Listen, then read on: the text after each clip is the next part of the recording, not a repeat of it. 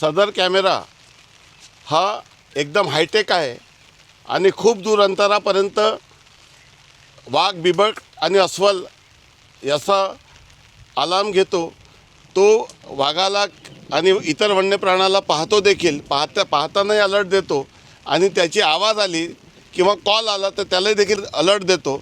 एक छोटंसं उदाहरण मी या निमित्ताने सांगू इच्छितो की आता जर आपण एखाद्या अलर्ट कॉल दिलं तर कशा पद्धतीने सायरन वाजते याचं एक प्रात्यक्षिक या ठिकाणी आपल्याला मी दाखवू इच्छितो।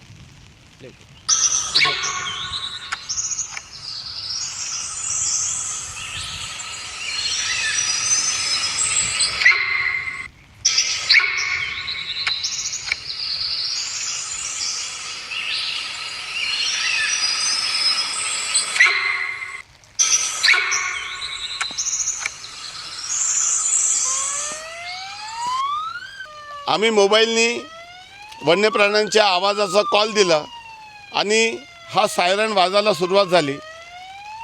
हा पूर्णपणे सोलर बॅटरीनी सज्ज आहे आणि याला इलेक्ट्रिक कनेक्शनची काही गरज नाही। 24 तास 365 दिवस हा सोलर सिस्टममुळे बॅटरी चार्ज होत राहील आणि कुठलाही वन्य प्राणी जर इथून त्या कॅमेऱ्यात दिसला तरी किंवा त्याची आवाज आली तरी हा कॅमेरा अलर्ट कॉल देईल। आणि आता आपल्याला कल्पना आहे की अशी कॉल दिलेली आहे आणि ही कॉल इथं आणि गावात दोन्ही ठिकाणी लोकांना एक सायरन देणार आहे की आता इथं माणसाचा जीव धोक्यात येऊ शकतो। वाघ, बिबट किंवा अस्वल असा प्राणी गावात आलेला आहे आणि त्यामुळे लोकांनी आपलं स्वतःचं संरक्षण करावं अशा पद्धतीची सूचना दिल्यामुळे अनेक लोकांचा जीव वाचवण्यात यात यश येईल। भविष्यामध्ये ही टेक्नॉलॉजी अधिक प्रभावी होत आहे।